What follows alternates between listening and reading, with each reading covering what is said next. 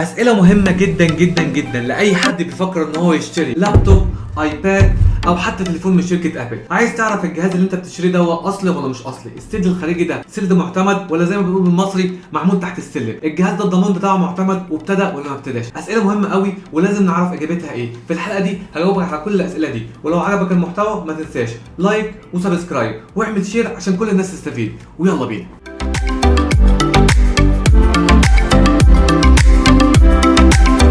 السلام عليكم، يا رب تكونوا بخير. اتكلمنا قبل كده عن حلقه ازاي تشتري جهاز ماك مستعمل. هحط لكم لينك الحلقه دي لان برضو الحلقه دي مهمه جدا لاي حد بيفكر ان هو يشتري جهاز ماك مستعمل، وبوضح لك فيها شويه نقط مهمه جدا جدا جدا عشان تشتري الجهاز وانت مطمن بنسبه مش اقل من 90% ان الجهاز ده تمام. حلقه النهارده عن ان انت ازاي تشتري جهاز ماك جديد، سواء بقى ماك او ايباد او حتى تليفون. شويه نقط مهمه جدا هلخصهم في 7 نقط، لازم تسمع كل نقطه وتراجع عليها كويس جدا، ولو راجعت عليهم اقول لك بنسبه 99% انت مطمن ان كل حاجه تمام. نسبه ال1% دي هتبقى بقى لو حظك سيء وخدت جهاز فيه مثلا عيب صناعه، ساعتها مش هيكون عيب المكان اللي باعهولك ولا عيبك او مشكلتك ان انت ما خدتش بالك، لان دي حاجه فعلا هتكون خارجه عن ارادتك. نبتدي كده مع بعض نقطه نقطه ونقول اول نقطه لو انا بشتري جهاز ماك جديد او ايباد جديد او حتى تليفون جديد، في حاجات كده ما ينفعش ان احنا نتنازل عنها، منهم شكل الكرتونه. لما اجي اشتري اي جهاز جديد لازم بكون عارف شكل الكرتونه ايه، خصوصا لو انا هشتري من مكان انا اول مره اتعامل معاه، او مثلا هغامر واشتري اونلاين. لازم اكون عارف شكل الكرتونه ازاي، الطباعه اللي في ظهر الكرتونه ازاي، لان الكرتونه الاصليه ايا كان اللي انت هتعمله استحاله ان انت تقلدها بكرتونه مضروبه، فهيكون فعلا في فرق، حتى لو فرق بسيط هتبقى انت برضو عارفه وحاسه. فممكن تعمل ايه؟ تاخد صور من على الانترنت مثلا وتعمل شكل البوكس ده تشوف شكله ايه، شوف الناس اللي بتعمل انبوكسنج برضو وتشوف شكل الكراتين ايه. النهارده اصور لك شكل الكرتونه مثلا بتاعه الماك بوك برو بتاعه الايباد، فانت من خلال الكلام ده ممكن تكون عارف شكل الكرتونه الاصليه ممكن تكون ايه. تدخل على مواقع ابل المعتمده وتشوف شكل الكراتين عامله ازاي. كل ده هيفرق معاك عشان وانت بتشتري تبقى عارف فعلا شكل الكرتونه ايه، لان ده هيفرق معاك، وخط وكتابه الكرتونه والطباعه ودرجه الحبر، سواء مثلا الحبر مثلا غامق شويه او فاتح شويه، كل الكلام ده بيفرق معاك عشان تعرف الجهاز ده فعلا اصلي والكرتونه دي فعلا اصليه، ولا الجهاز ده مثلا تجميع او مش اصلي، او جهاز مش ابل من اساسه.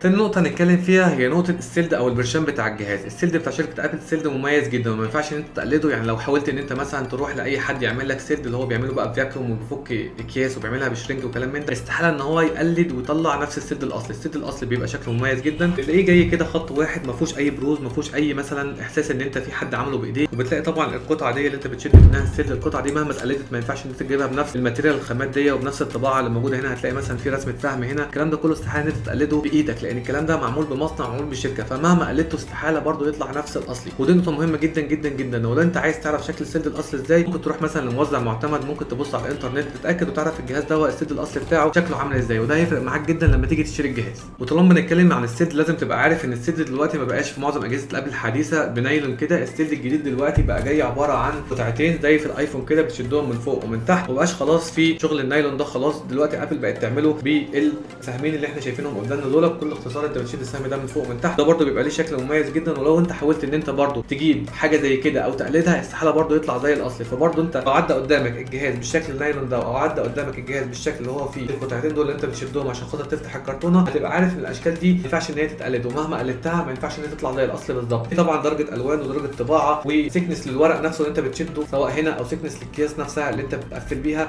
ما ينفعش ان هي تتقلد زي الاصليه بالظبط. ولو انت مسكت في ايدك كيس اصلي ومسكت في ايدك واحد تقليد اكيد هتلاقي الفرق وهتلاحظ الفرق بعينيك. ثالث نقطه طبعا السيريال نمبر. لما اجي اشتري اي جهاز ابل لازم اكشف على السيريال نمبر بتاع الجهاز. ليه بكشف على السيريال نمبر؟ السيريال نمبر بيبين لي الجهاز ده فعلا معتمد وموجود على الموقع الرسمي بتاع شركه ابل ولا لا، ومن خلال السيريال نمبر هقدر احدد الجهاز دوت الضمان بتاعه ابتدى ولا ما ابتداش. بمعنى ايه؟ السيريال نمبر مجرد ما انت بتدخل على حاجه اسمها checkcoverage.apple.com من خلال الموقع ابل الرسمي، بتقدر ان انت تحط السيريال نمبر ويقول لك الجهاز ده اتفعل قبل كده ولا ما اتفعلش، الجهاز ده فيه ضمان او ما فيهوش ضمان. كل الكلام ده بتعرفه من خلال السيريال. فدي نقطه مهمه جدا جدا لما تيجي تشتري اي جهاز ابل، او مثلا لابتوب او ايباد او حتى تليفون، لازم تشيك على السيريال نمبر. في نقطه رابعه هنتكلم عليها دلوقتي اللي هي حاجه اسمها استيميت وفاليديت. يعني ايه استيميت وفاليديت؟ لما تيجي تشتري اي جهاز ابل بلا استثناء سواء لابتوب او ايباد او حتى تليفون، من ساعه ما بيخرج من المصنع حتى لو ما اتفعلش بيبقى ليه حاجه اسمها استيميت. يعني ايه استيميت؟ يعني ليه سنه، في خلال السنه دي ينفع التاجر ان هو يبيع المنتج. فلو باعه مثلا في اول شهر، في ثاني شهر، في ثالث شهر، باعه في اخر شهر في السنه، تقدر من خلاله مجرد ما انت ما تفعل الجهاز ان انت تاخد السنه الضمان. لكن الجهاز لو اتركن او اولد ستوك قعد اكتر من سنه خلاص الجهاز ما بيكونش ليه ضمان. مش بيعيبه، بس معنى كده ان الجهاز خلاص بيبقى مخزون قديم او ستوكات قديمه. طبعا الكلام ده بيفرق معاك برده لو انت عايز تشتري الجهاز وتعرف هو الجهاز ده لسه فيه ضمان ولا ما فيهوش ضمان. بس الاستيميت الاستيميت مش بيبين لك الضمان، الاستيميت بيبين لك هو كان موجود ليه قد ايه من ساعه ما خرج من شركه ابل، لكن الضمان بتعرفه من خلال الموقع الرسمي. اعرف بقى منين الاستيميت؟ الاستيميت بتعرفه من خلال ان انت بتجيب ابلكيشن وبتحطه على الموبايل، ابلكيشن ابل سبورت، من خلال الابلكيشن دوت بتسكان وبتعرف الجهاز دوت لسه فيه استيميت ولا ما فيهوش، لكن ده ملوش علاقه الضمان بتاع الجهاز ابتدى او ما ابتداش، لان ممكن يكون جهاز سيلد ومتبرشم وتشيك على الموقع تلاقيه اصلا ما اتفعلش، لكن الضمان بتاعه انتهى. ليه؟ لان هو اتخزن فتره طويله، لما اتخزن فتره طويله عدى كمان مده الاستيميت اللي هي السنه بتاعته، ودي هتفرق معاك زي ما قلنا عشان تعرف الضمان بتاع الجهاز دوت ساري ولا مش ساري، ولسه في ضمان ولا ما فيهوش ضمان.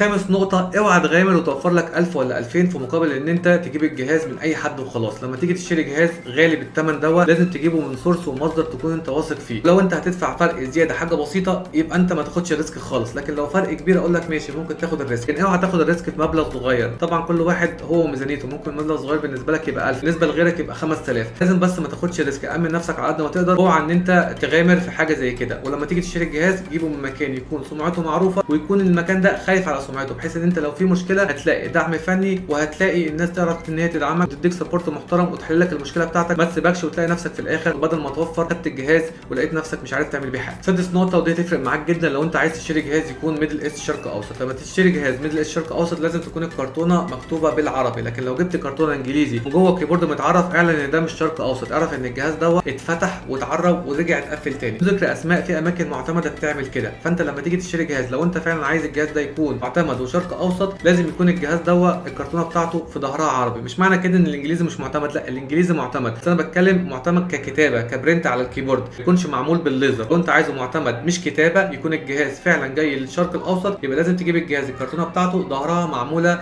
بالعربي وبالانجليزي، لكن لو معموله انجليزي بس او لغه ثانيه غير اللغه العربيه اعرف ان الجهاز ده هو مش معتمد شرق اوسط، ان الجهاز ده جري ماركت سوق حر وتم تعريبه واتقفل. لو ما كانش البياع واضح معاك من الاول في النقطه دي اعرف كده ان هو مش من الاول عايز يعرفك النقطه دي عشان خاطر يبيع الجهاز. معنى كده ان الدوله انترناشونال وحش، لا زي الفل وتمام ومعتمد ومضمون وما فيهوش اي مشكله خالص. بس في ناس بتفرق معاهم ان هو يكون العربي بتاع الجهاز دوت عربي معتمد، ما يكونش حد فتحه وعربه، ودي نقطه لازم تعرفها. واخر نقطه وانت بتشتري الجهاز لازم تعرف ايه ليك وايه عليك. يعني ايه ليك وايه عليك؟ يعني لازم تعرف ان في قانون بيحميك، قانون حمايه المستهلك. قانون حمايه المستهلك بيقول لك انت ليك اسبوعين تجرب الجهاز بكل اريحيه. لقيت الجهاز مش معتمد مش اصلي مفتوح قبل كده في اي حاجه مش مظبوطه ما وضحلكش البايع، وضحها البايع وهو بيبيع لك الجهاز، اعرف كده ان انت ليك حق ان انت ترجع الجهاز في خلال اول اسبوعين، وليك اسبوعين تانيين استبدال، فانت ليك شهر كامل، اول اسبوعين ارتجاع تاني اسبوعين استبدال. لو هو ما ادالكش الكلام ده وانت بتشتري الجهاز يبقى قول له السلام عليكم وما تشتريش منه، لكن لو ادالك الكلام ده المكان ده محترم ويبيع لك الجهاز طبعا ليه قانون حمايه المستهلك. فانت بتشتري اي جهاز ابل تكون ضامن ان لما يكون معاك اسبوعين، الاسبوعين دول اقدر من خلالهم ان انا اجرب الجهاز بكل اريحيه بحيث لو في اي مشكله اقدر ارجعه او استبدله. لكن لو مفيش الكلام ده يبقى ما تشتريش الجهاز ده اطلاقا، واوعى تغامر وتشتريه في مقابل ان انت قلت ان انا هوفر لي 1000 ولا 2. لو هتوفر رقم كبير ساعتها اقول لك ماشي خد المغامره ربنا يستر، وانت هتكون مامن نفسك بشويه النقط اللي احنا وضحناها بحيث ان انت تبقى ايه اضعف الايمان، عارف بتشتري ايه. لو في اي حاجه يعني الجهاز مش اصلي، الجهاز فيه عيب صناعه، الجهاز فيه اي حاجه هو ما وضحلكش فيها واللي طلعت ان هي فيها مشكله، ليك حق ان انت ترجع الجهاز وتاخد فلوسك كامله، وتاني اسبوعين ليك حق ان انت تبدل الجهاز. فلو ما ادكش الشهر كامل ما تشتريش منه، اوعى تغامر. غامر بس في حاله ان انت عارف انت بتشتري ايه وموفر رقم كبير، لكن انا لو مش موفر رقم كبير وموفر رقم عبيط واقول ماشي ده انا هوفره، لا طبعا ما تشتري. لكن لو الرقم فعلا يستاهل المغامره وانت عارف بتعمل ايه اشتري وامن نفسك على قد ما تقدر،